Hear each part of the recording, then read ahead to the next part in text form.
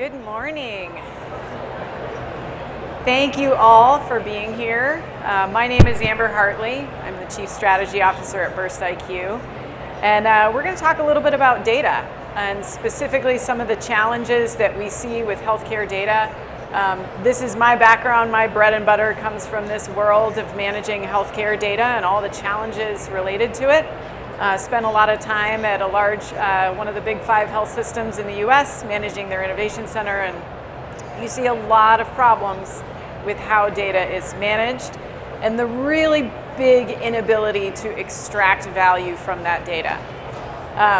So we're going to talk a little bit about what that actually means. So in a large health system, in a payer system, data is the lifeblood of how business gets done.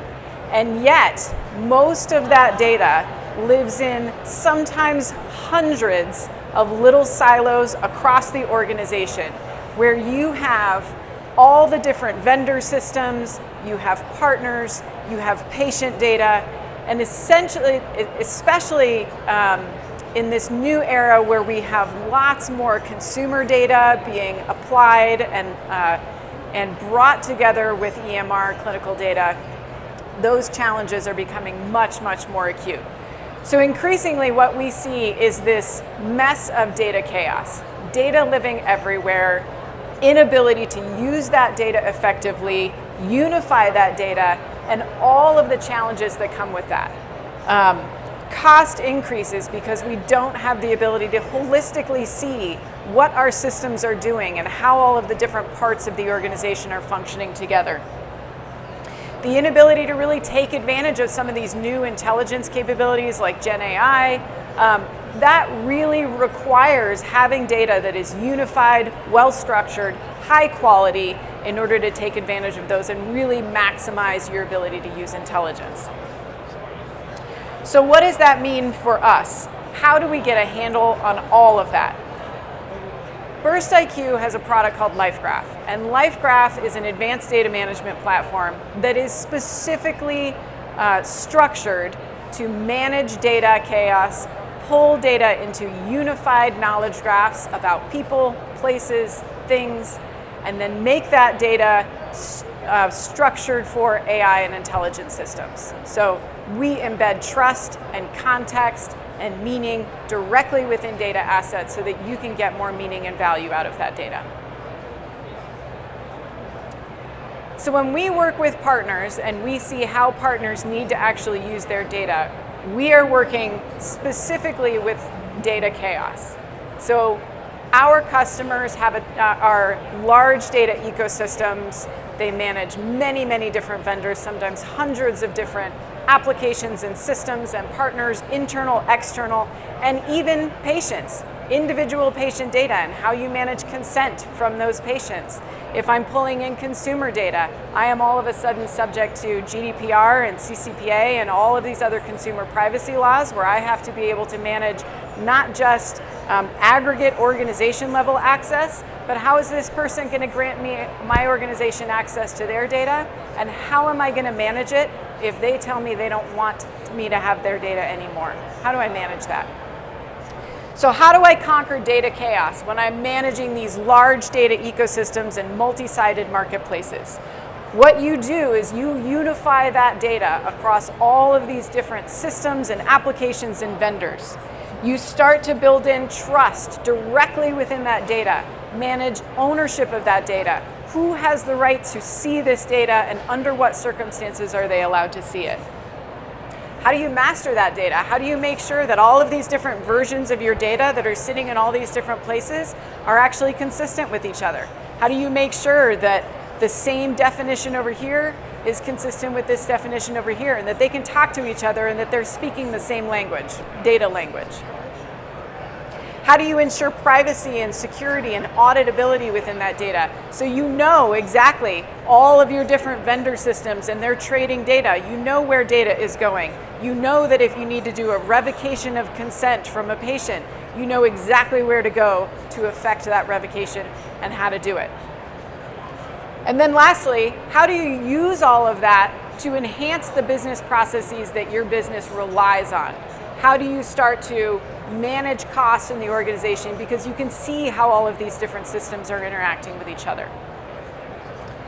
Once you break those silos and you start to conquer that data chaos and you create this unified data ecosystem, the next step is to start extracting value from that data. So part of what we do at BurstIQ is allow you to simplify how you create a person's 360 view across all of these different systems.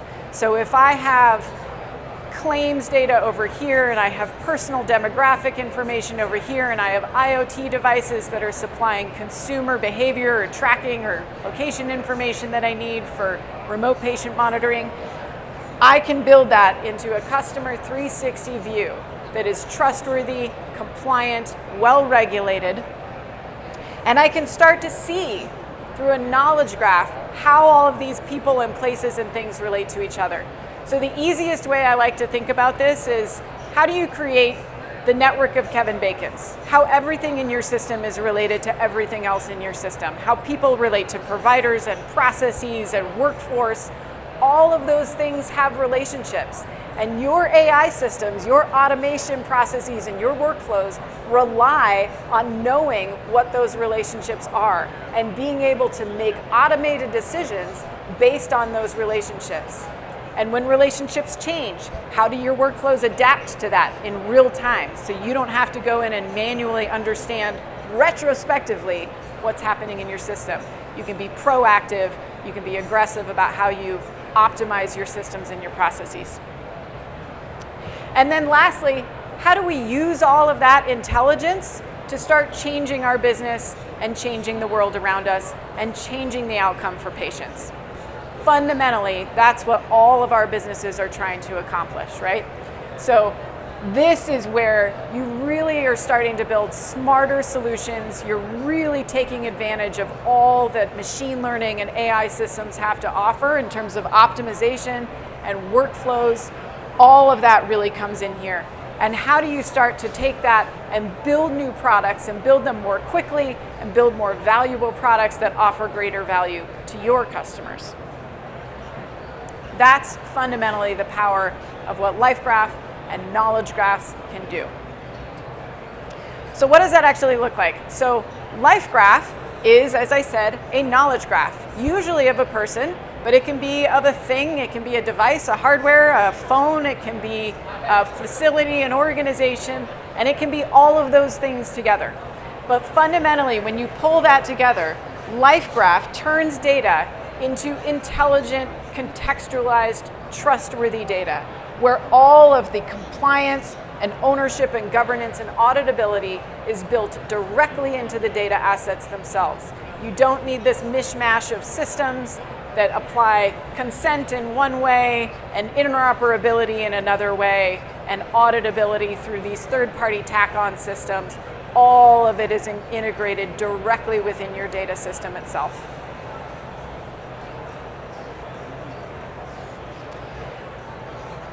When you use a knowledge graph, and the reason we use knowledge graphs is because knowledge graphs have the ability to ask questions that typical RDBMS systems can't answer. So very, very complex questions that rely on deep sets of relationships between data. How do I know that this over here is related to 5,000 things over here, and how do I understand the nature of that relationship and then make a decision based on that? Knowledge graphs are really, really good at those kinds of questions.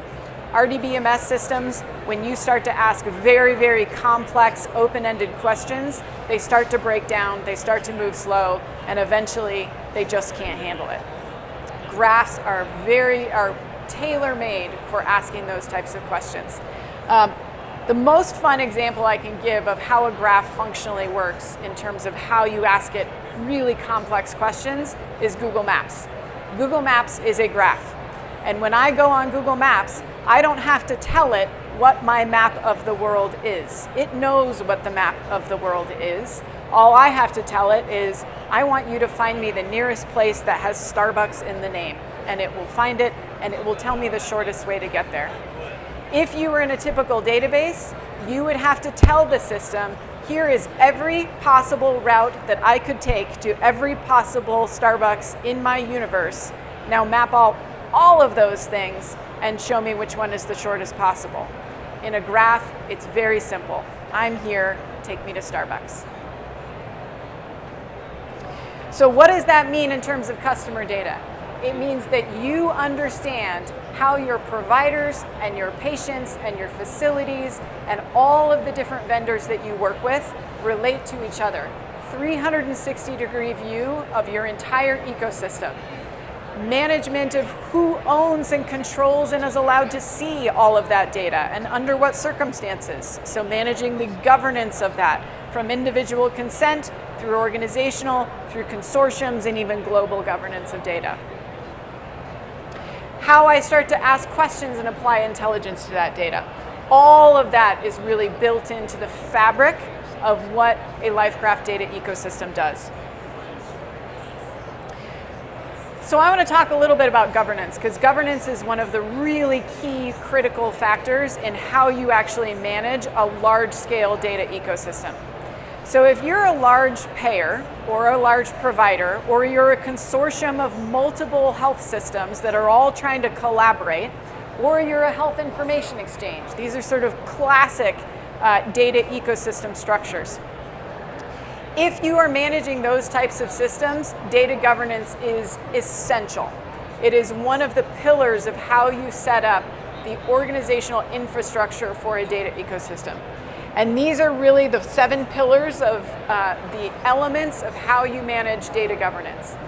What LifeGraph does is allow you to take all of the policies that your organization or consortium would typically put into policy documents and then try to enforce through education and training, takes all of that and builds it into a set of automated governance systems directly within your ecosystem itself. So instead of having to rely on all those paper documents, you are literally building them into your system and then letting the system enforce all of those policies for you directly. That gives you a level of transparency and auditability and accountability in how that governance is being applied across your ecosystem, both for the sake of the managing organization and for the sake of all of the participants in that organization who need to trust that their data is being governed the way they need it to, the way they expect it to. So from those 7 pillars, there are 3 different elements of governance that exist within each of those. So for each of these areas, you have to deal with who are the people who are going to apply all of these. What are their roles and responsibilities? What is the culture of the organization or the consortiums or a member of consortium, right? How do they need to operate within this data ecosystem? And how does that influence the policies that I need to apply up here and that I need to enforce within my LifeGraph data ecosystem? Second is the processes themselves. What are the policies that I've always had on paper? What are the things I am required to do from a regulatory perspective, from an organizational perspective? And how do I take all those policies and start to embed them directly within my system? And then lastly, the technology itself. So how am I going to implement this? How am I going to enforce this? Whether you're using LifeGraph or some other system for managing an ecosystem, fundamentally the technology platform takes all of these decisions and enforces them directly within your system. So proper data governance, what does proper data governance look like? There are a few really key things that you need to be thinking about when you're looking at data governance. The first is, how do you manage who owns what data? So especially in healthcare, data ownership is not simple. It is very complex, and I'll give you a really easy example. If I go to my doctor and my doctor orders me to get a cholesterol test, and that cholesterol test is administered by Quest Diagnostics, but it's about me, who owns that test? Who owns that data? Is it my doctor? Is it me? Is it Quest? That becomes a very complex challenge for traditional data management systems to try to operate under. part of what we do with LifeGraph is give you the tools to make it easy to manage very complex ownership structures around data and very complex permissioning structures, and break that down into really simple, easy to use tools that make it easy to understand how to apply that, how to enforce that, and how to prove that when you're doing auditing and reporting. The second piece is, how do I standardize all that data? So if I have 200 plus systems, and I will say that the health system that I worked in had over 400 different systems, applications and software and platforms that they were applying for any number of different things. How do you make sure that all of those can speak to each other and understand the same data language? Standardization is a really important part of that. And there are areas of the business where you want the business to be very strictly standardized. Everybody needs to use the exact same structure at all times. Claims is a great example.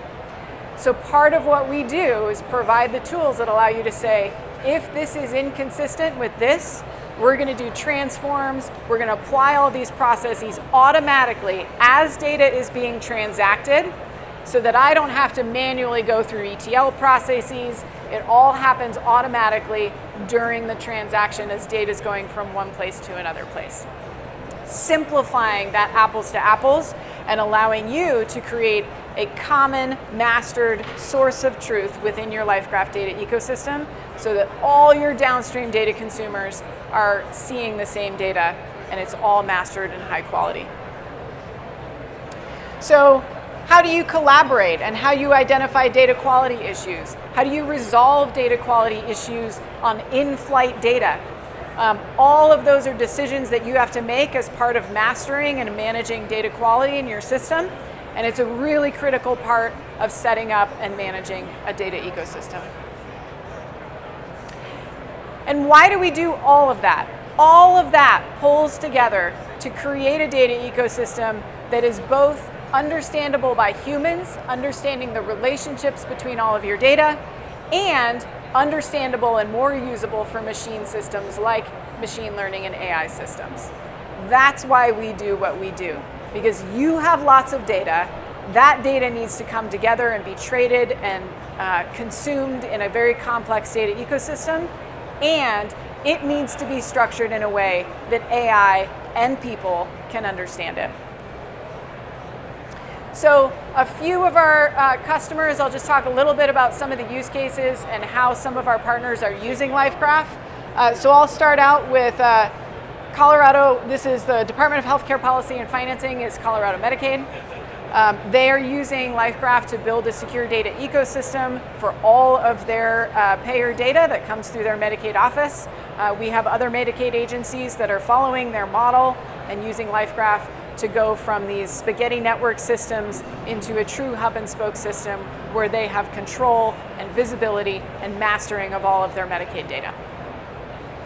Maryville University, I want to talk a little bit about them because they are not healthcare and we are in health right now.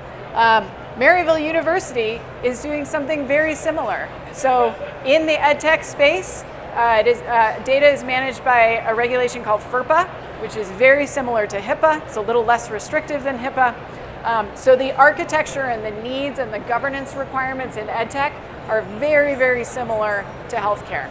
So they are building a true student-centered, student-facing data ecosystem so that they can better serve the needs of students and really personalize the student experience. LifeTrek is applying LifeGraph to manage a multi-sided marketplace that really connects learners, lifelong learners, with learning content, whether it be internships, content from accredited institutions, and pulling that together into personalized learning pathways for people, and then conferring skills to individuals and letting them own and control and transfer and share those skills with employers, with other accredited institutions and universities, really starting to build this skills-based economy based on a knowledge graph of a person and how that skills knowledge graph is owned and controlled by that person. Texas A&M is using LifeGraph to build a collaborative research network that really engages patients in the research experience and starts to reach difficult to reach populations, helps them access research that they would not normally be able to access, and helps them engage with that research for their own clinical benefit. And then Lighthouse is using LifeGraph to build a ready-to-work nurse ecosystem where nurses can start to moonlight at facilities outside of their home, traditionally credentialed facility. It makes it so much easier for nurses to move around in the local area and fill skill gaps and gaps in facilities where they need specialized nursing care. So with that, I'm actually just going to show you what it actually looks like. So if I want to switch over here, and hopefully they will switch for me, I'm actually just going to show you LifeGraph live. And I'm going to put on my glasses because I can't see because I'm old. So hopefully everybody can see this. This is the home administrative dashboard for LifeGraph. So when our partners, start to build out a data ecosystem and they start managing transactions and data running through a LifeGraph ecosystem, this is the administrator portal that they see. Very similar to if you go on AWS and you have an AWS account, you're going to have an admin portal. This is the admin portal for LifeGraph. But I am just going to go right to some of the cool stuff and show you a pretty simple LifeGraph. So I'm going to show you, this is Medicaid data, by the way. I'm going to show you a very simple LifeGraph for 2 providers. I'm going to show you 2 degrees of separation from each of those providers. And this is going to pull up a relatively simple LifeGraph. And you can see here we've got one provider right here and another provider right here. And they have relationships to some reference data, claims that have been filed by those, and to the member that received that care. And in this case, they actually have a member in common who actually saw both of those providers and has claims filed on both of those providers. So you can start to see how people are related to each other in your data ecosystem and how data is related to each other. These views are fun and they're cool and they're kind of sexy and everybody likes them. We don't build it this way for that. We build it this way because of the relationships that graph enable you to define and create and manage, and all of the downstream implications for intelligent systems, workflow automation, and transacting data that this kind of a graph model really affords you that traditional databases are not good at. But I'm going to click into one of these so you can actually kind of see what data, how data is structured within an ecosystem. So obviously you have your traditional, sort of table-like format here, and you can see all of the data values in this particular graph node. But LifeGraph, because it is smart data, has a bunch of other stuff in there as well. So I'll pause here and say we use blockchain methods to sign and attest and provide longitudinal history of data and ownership of data. We do not use blockchain the way that people typically think about blockchain. So get cryptocurrency out of your head. It does not look like that.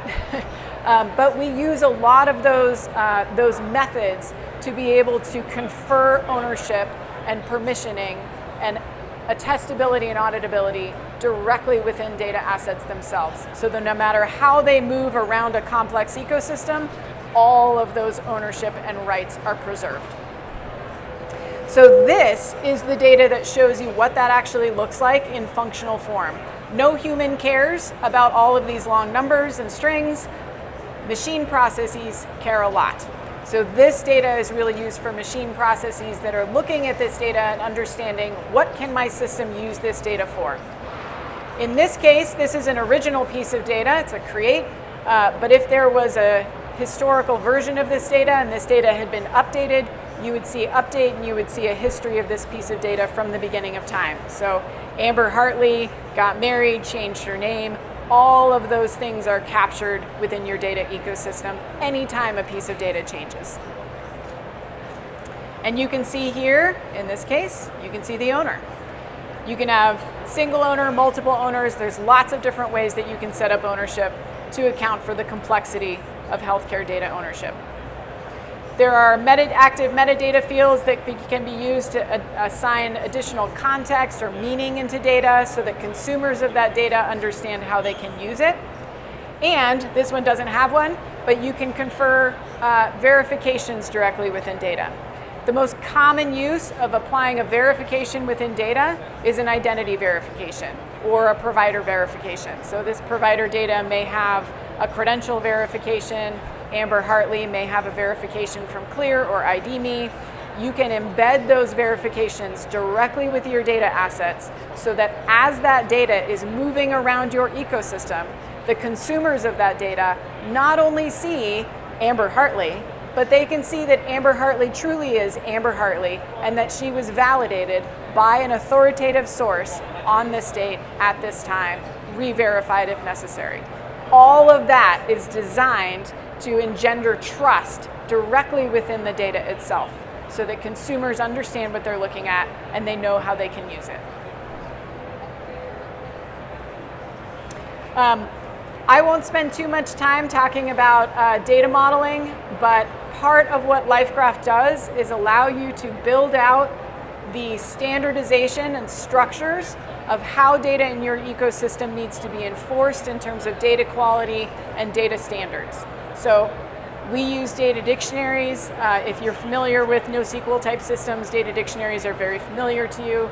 This looks very, very similarly, but really you define within the system what data you expect, how you expect that data to be structured, how you want it transformed as it's moving into and out of your ecosystem. All of this enforces those standards for you automatically as data is in flight.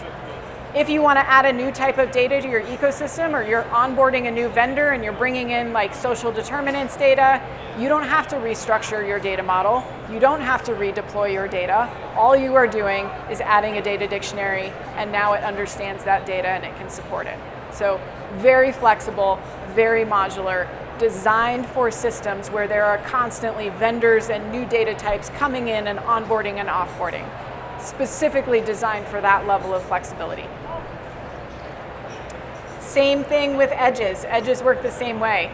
I could go on for days about edges and how fun they are and all the really cool things that you can do with graph edges and how much meaning and context they have that you can build directly within your relationships themselves. But we don't have time, so if you want to learn more about that, you can head that way, and I will talk your ear off about all the cool things that you can do with graph edges and using machine learning to find relationships in your data and extract more value and meaning out of that data that machines can find that humans can't necessarily always find. So I am going to pause there, and if they want to go back, there's a thank you slide at the end, but they don't have to go back to that other one. It's probably not the end of the world if they don't. But again, my name is Amber Hartley. Thank you guys very, very much. You've been you've been a great audience, and if you have any questions, I'm happy to take questions, or you're welcome to come over and I can talk your ear off about graphs and data and all things nerdy. So thank you guys.